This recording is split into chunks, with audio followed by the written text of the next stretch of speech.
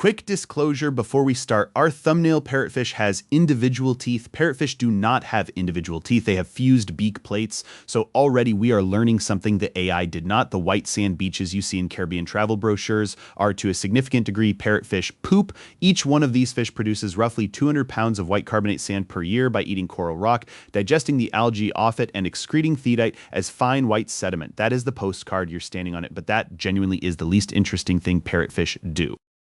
Now, if you're looking at this portrait and thinking that fish has individual teeth like a grouper, congratulations, you're more observant than our image generator. Parrotfish teeth are fused into solid beak plates. What you're seeing is anatomically incorrect. The stoplight parrotfish, Sparosoma viride, lives on coral reefs across the Caribbean, the Gulf of Mexico, and down to Brazil. It has a beak, not a beak like a bird, a beak fused from individual teeth into two solid plates, top and bottom, strong enough to bite through limestone. You can hear them eating. Divers describe it as a crunching sound like someone chewing gravel at a dinner party and not apologizing for it. They also secrete a mucus sleeping bag every night, a full transparent cocoon of mucus that they sleep inside, which protects them from parasites and possibly from predators who hunt by smell. I'm not making this up every night. Brand new bag. They are also sequential hermaphrodites. Females can transform into what biologists politely call supermales, which are larger, more vividly colored, and territorially aggressive. And I need you to look at the one on the right that is a parrot, the bird, with feathers. This was supposed to be a supermale parrotfish, which is a fish. I want to be transparent about what just happened on your screen. The word supermale is real. It is a published term. It sounds like a dating profile written by a fish. Here's what the parrotfish actually does for a living. Coral reefs are in a constant war between coral and algae. Coral needs clean, sunlit surfaces to recruit new polyps. Algae wants to smother every available centimeter of that surface and turn it into a lawn in a healthy reef. The algae loses because grazers, primarily parrotfish, eat it faster than it can grow. A single parrotfish can graze several square meters of reef per day, scraping algae down to the bare calcium carbonate substrate. That is the job. Janitor is the wrong word. Parrotfish are the immune system of the reef. They keep the thing alive by preventing overgrowth one bite at a time.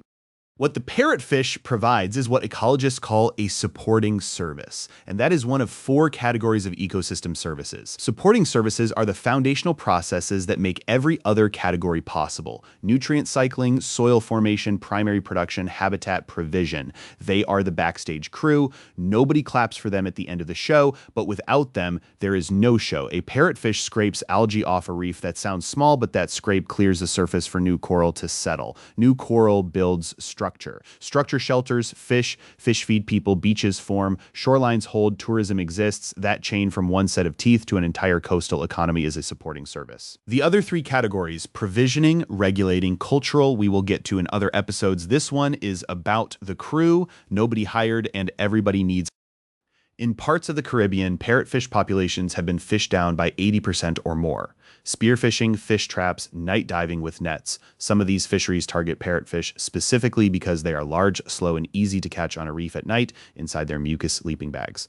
Which is, if you think about it for more than 2 seconds, like shooting the janitor on his lunch break and then wondering why the building smells. A 2014 report from the Global Coral Reef Monitoring Network and IUCN identified parrotfish loss as one of the greatest immediate threats to Caribbean coral reefs. Not ocean acidification, not warming, parrotfish loss. When the grazers disappear, the algae wins. Reefs that have lost their parrotfish shift from coral-dominated to algae-dominated ecosystems within years, not decades, years. And once the algae takes over, it is extremely difficult to reverse because the coral recruits have nowhere clean to land. Bonaire, Bermuda, and Belize have now banned parrotfish harvesting outright. Jamaica's reefs have lost over 80% of their live coral cover since the 1970s. The countries most dependent on reef tourism are, in several documented cases, the same countries still permitting the harvest of the species that maintains the reef. That is not irony. That is paperwork. A parrotfish does not know it is holding up a coastline. It is eating lunch. The entire chain from one set of fused teeth to a functioning reef to a shoreline that does not collapse during hurricane season runs on an animal whose most famous contribution is making sand out of rocks. That is the kind of infrastructure we are built on. Quiet, unasked for. Already at work before anyone thought to check. Thanks for watching. If you want more episodes about the species holding your world together without asking for credit, subscribe. I will be here scraping the algae off things nobody told you needed scraping. See you next time.